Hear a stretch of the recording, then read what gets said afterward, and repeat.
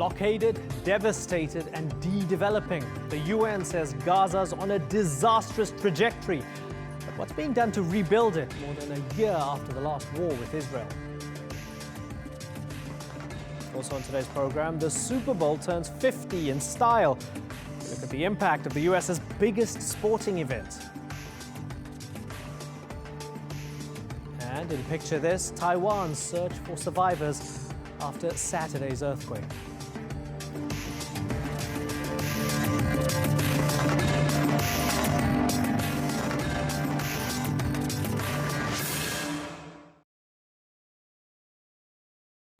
Hello and welcome to the Newsmakers with me, Imran Garta.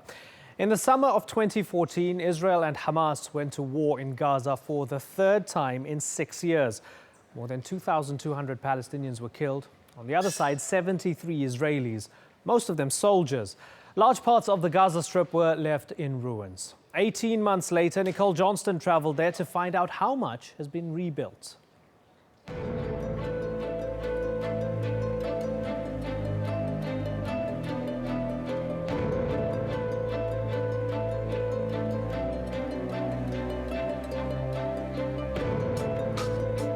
Gaza is one of the most densely populated places on Earth. 1.8 million people packed into a strip of land only 40 kilometres long and 7 to 10 kilometres wide. Its borders are closed, under the control of Israel and in the south, Egypt. During war, there's no place for people to escape to. In the 2014 war, almost 100 Palestinians were massacred in Shajaiya in East Gaza in one night of fighting. Israel said this residential neighbourhood had become a fortress for armed fighters. The battle left Shajaiya in ruins. You can still see signs in Shajaiya that this neighbourhood suffered one of the heaviest attacks by Israel. The morning after the massacre, thousands of people were streaming through the streets, carrying whatever they could, looking for some kind of safety. And just here was the worst part of the destruction. Now, though, most of it's been cleared away. The rubble has been carted away, the concrete and steel being recycled for later use. Some people have repaired their homes. Others are starting from scratch. Mohammed Gatis still feels shaken by the war. The Israelis started to bombard the people of this neighborhood by shells and, and rockets. And while the people were running away, even, the bombs were, catching them. The Gatis family has laid the foundations for a new home, but can't afford to finish it.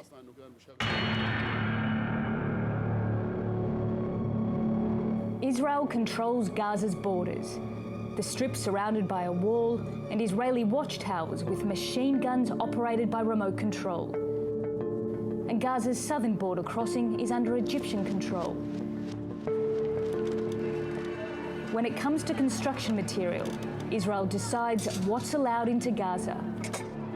Last year, Gaza received only 9% of what it needs to rebuild. More than 9,000 houses were destroyed during the war, around 5,000 severely damaged.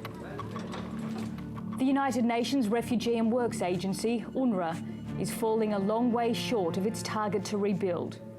It sounds incredible, 10 houses out of 7,000. From your perspective, is that quite disappointing, 18 months on?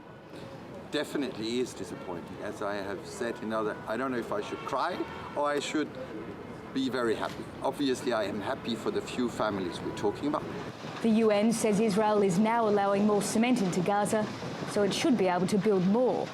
We hope that after we got a change and improvement in the provision of cement, that we should be seeing a situation that at least 1,000 houses before the end of the year would be in place. Many families are living in cold shipping containers with no electricity. 1,500 have been set up across Gaza. And 18 months after the war, many people have given up hope they'll ever receive enough money to build. Gaza used to be like a flower or heaven, but since the war, everything is over. Before we lived peacefully, and there was no resistance here, but Israel attacked all the houses. Once again, Gaza is being buffeted by forces that are difficult to control. There's little reason to feel hopeful it will be rebuilt soon. And many Palestinians believe the chances are Gaza will be destroyed again anyway, in another war with Israel. Nicole Johnston, The Newsmakers, Gaza. Well, joining me now to discuss the rebuilding of Gaza is Shahar Azani from New York. He's the executive director of Stand With Us in the Northeast US. And from Ramallah in the West Bank, blogger and activist Maryam Barghouti. Thanks both of you for joining us. Maryam Barghouti, let's start with you. Who's responsible for the mess in Gaza? The occupation. That's the simple answer. And it's more than a mess in Gaza. It's a complete destruction. It's that you have impact on the economic life, on the psychological life, on the mentality of the people, on the physical living nature of the people. And the main perpetrator of this is Israel as an occupying power. Shahar Azani, Israel's responsible, according to Maryam Barghouti. What do you think? It's embarrassing to listen to the same old tunes without any need, Imran, for introspection, for looking into the real situation, for looking into who is in control of Gaza. Harakat al-Muqawama al-Islamiyya, Hamas. This is the Islamic resistance movement that only last week announced again that it's building attack tunnels into Israel. In the last week, you've had 3 tunnels collapsing with burying underneath Hamas people, operatives, making their way to attack Israel. So it's always Israel? Always Israel's fault, Maryam? Maryam? I mean, of course, you would like to make Israel seem like the savior who's coming to save the Palestinians from Hamas without placing it into context. In 2007, in July of 2007 is when the siege began on the Gaza Strip. And it was after a democratic election, which Israel or the international community did not like the results of after pushing for these democratic elections. Okay, Shahar, to that point, Shahar, let me frame a question to you then. For as long as Gaza is besieged by Israel and by Egypt, to that point, can we really expect it to become a secular, liberal, democratic utopia? Well, the only way to find this out is do exactly what Israel intended for it to become when Israel withdrew all of its settlers and forces from Gaza in 2005, which is put down the weapons, let Hamas announce that every cement that's coming into Gaza will be used to build hospitals, rebuild homes, rebuild roads, rebuild the civilian infrastructure, refrain from using it to go back to the armed wing of Hamas and to attack mode against Israel. And I can assure you, Imran, and I can assure Maryam as well, that there is nothing that Israel desires more is to live peacefully with their neighbors. And if Hamas puts down their weapon and decides to invest all of its power in making Gazans' life better, you will see a better life for Gazans and for Israelis. There is no reason to go into a 4th round of confrontation. I think it brought suffering on both sides, and it needs to end and end today. Okay.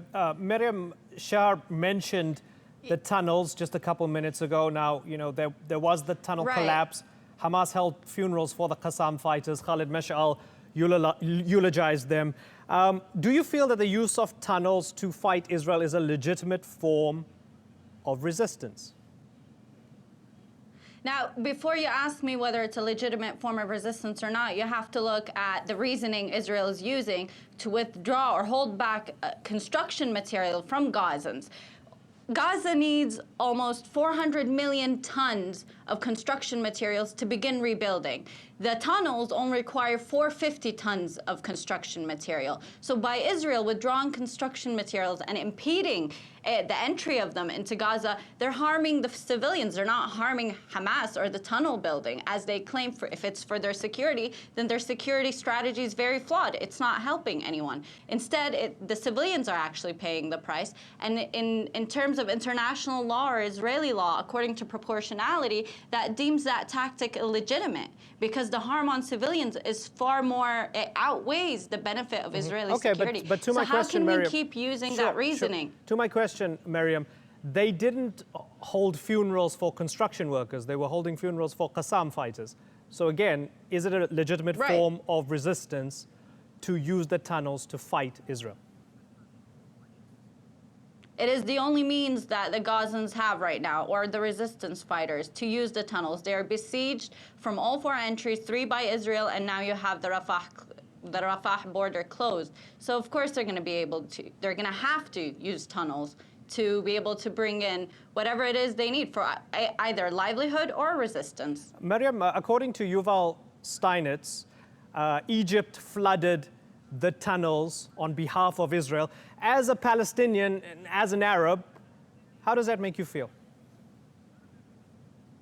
It angers me from the aspect not just as an Arab or that this is a fellow Arab country, but on the aspect that this is the harm is coming towards civilians for this political game, for this political ploy by Egypt to coordinate with Israel. And it's sickening, of course, but it's more complex than just trying to seek Israel. Egypt on its own is an entire complex situation that needs to be addressed from its roots. Shahar, don't you believe that the siege needs to end at some point? I mean, Education Minister Naftali Bennett, who's no dove, even suggested that the siege needs to be reconsidered. If Naftali Bennett's mentioning this, surely the siege needs to be re-looked at. You'd agree with that, wouldn't you?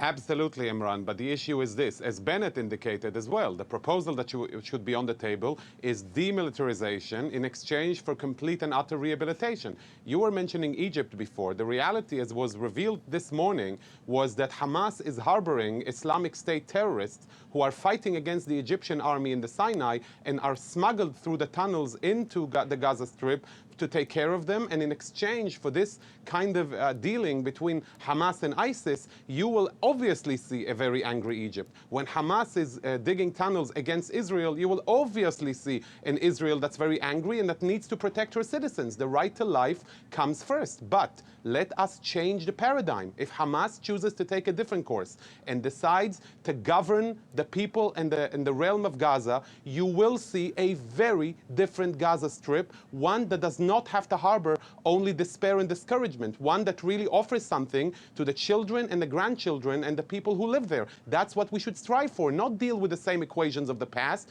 but look into the future. Obviously, something is not working there, and Hamas needs to ask itself, what is it doing wrong that it's been able to anger everybody in the area? Maryam? I can answer that. It's not asking what Hamas is doing wrong. It's asking what's driving Hamas to these tactics. And in regards to the demilitarization of Gaza, I mean, Israel is proud of its own army, proud of its weapons.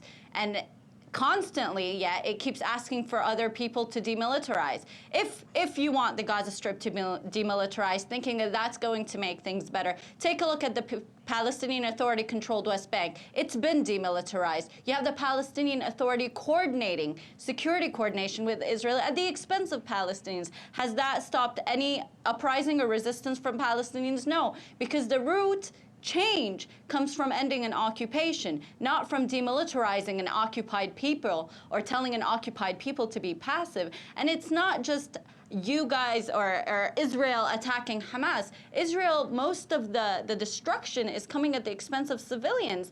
And what Israel wants to do is use this as a form of collective punishment for the people to say, well, Hamas is doing this for you. Just like they demolish homes of Palestinian martyrs so they can tell the families, well, your son did this to you. Okay, Maryam, we are running out of time, so I have one more question for you and then one more question for Shahar. But Maryam, you first. Hamas and Fatah are meeting in Doha.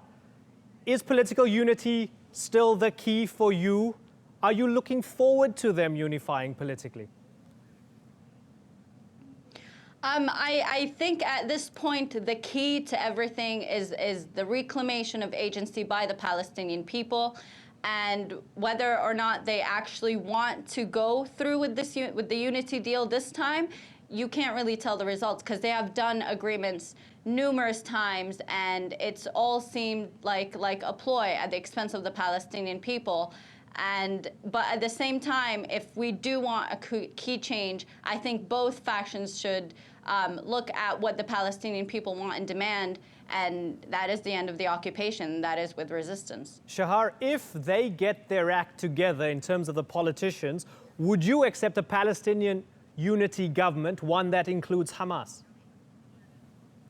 Very simple. That all depends on the foundation of that unity. If the foundation of that unity will take Hamas's line and Mahmoud Azhar's line, which means fighting Israel's existence as a Jewish democratic state, then absolutely not. But if Hamas gets back to their senses and choose to come together with the Palestinian Authority and say, let's work together, let's bring down the violence, let's renounce terror, let's accept agreements signed between Israel and the Palestinians in Oslo and beyond, and let's move to a better, different future, then you will absolutely find a different path. It all depends on the foundation of that unity. Okay, I want to squeeze another 25 seconds out of this before I have to move on. Miriam, final word, please.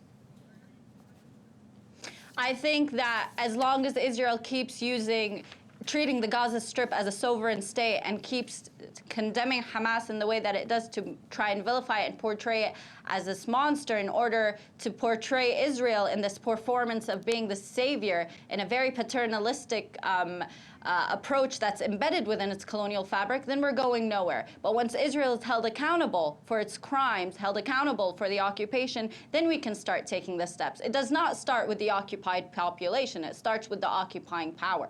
Okay, we are out of time. Miriam Barghouti and Shahar Azani, thank you very much for taking the time to talk to us. Thank you.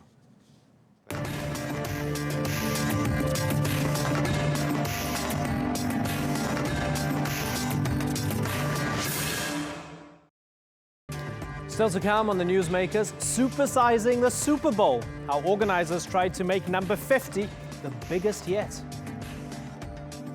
And in Picture This, the light amid the darkness as Taiwan pulls more people from the rubble.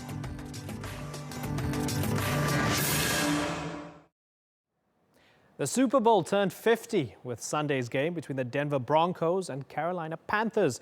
160 million people worldwide watched as the Broncos won 24-10. But while people came for the game, they stayed for the entertainment. Sandra Gutman reports.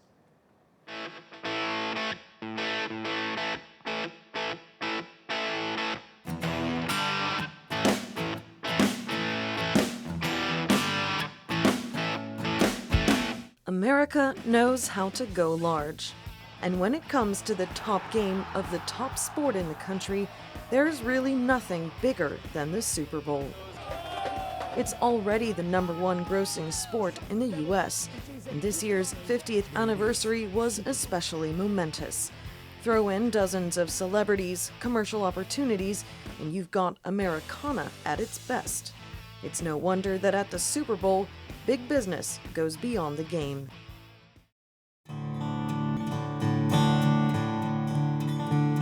The Super Bowl is a money-making machine. A ticket to a game can set you back at least $3,000, never mind the costs of travel, accommodation, and the overpriced concessions and merchandise. Millions are also made in illegal betting, and with more than 110 million viewers tuning in, there's even more being spent on advertising. The price tag for a 30-second commercial is $5 million US. Super Bowl ads are a TV phenomenon, with companies trying to outcompete each other year after year to try to win the hearts of consumers. Richard, are you looking for these? Viewers wait with anticipation, and brands tease their ads with more ads. According to one ad tracker, marketers spent an estimated $12 million on TV spots to promote upcoming commercials just in the lead up to the Super Bowl. It makes the event primetime TV real estate, a powerful platform for brands and anyone else with a message.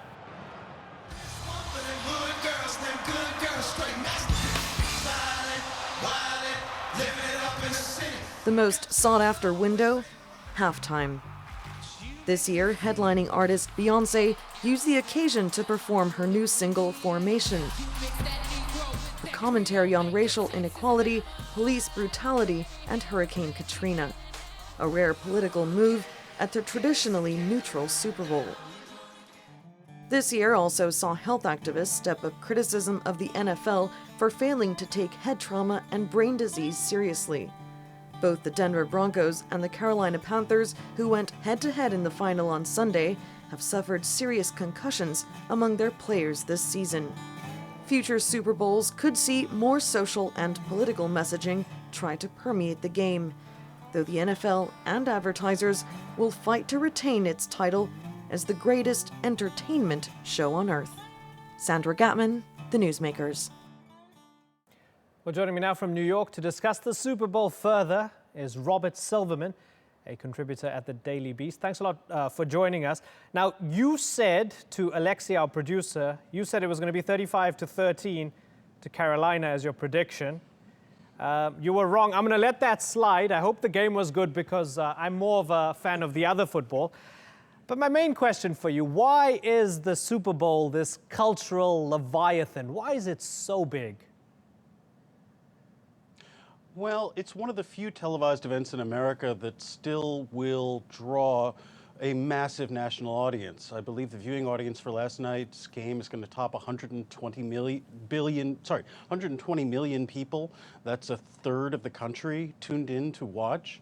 Ads cost millions of dollars per second. There was an estimated $4.2 billion gambled on last night's game, ranging from everything from will Beyonce's shoes be brown and gold to will Peyton Manning cry to will an earthquake interrupt the game. You can wager on pretty much any aspect of the game, any play, any off-the-field incident that you would like.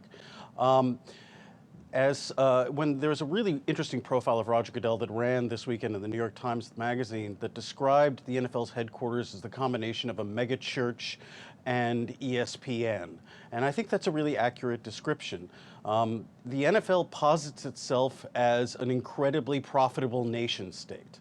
And I think that's why there's so much attention, because it's incredibly good at selling a brand of state-sanctioned violence. You mentioned Beyonce. Now, I mean, there was the Katrina commentary, there was what is almost a Black Lives Matter anthem having been created over the past 48 hours. Is this the sort of political protest theater that we are going to become more accustomed to seeing over the next few years?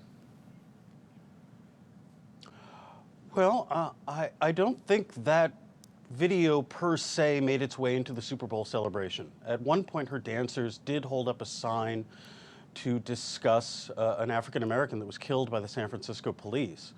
But I don't think you can separate politics from sports. I think there is a political message inherent in every game that we play. There's an economic message, there's a sociological message, and yes, there's a racial message. And I think to deny that those facts are carried with us into the sports world is in fact to support the status quo. I think they've always been there, and I think we've all ignored them at our peril. Money-wise, is it only going to get bigger and bigger every year? Oh, yes. The NFL's revenues in 2015 topped $12 billion, and Roger Goodell has stated that his official goal is to reach $25 billion in the year 2027. I think there will be an NFL team eventually in Europe. And, the problem is, despite all the things we've learned about the ancillary health costs associated with football, the concussions, the brain trauma, the degenerative brain diseases that do come hand in hand with playing professional football, it is only continuing to grow in popularity. I think eventually there will come a time when football will fade from the center of the American cultural discourse, but I don't think that's happening anytime soon. Robert Silverman, it's been really great picking your brain. Thank you very much. In today's Picture This, the aftermath of a deadly earthquake that struck the south coast area of Taiwan. It killed at least 38 people and injured hundreds more, just as the country started to celebrate the Lunar New Year.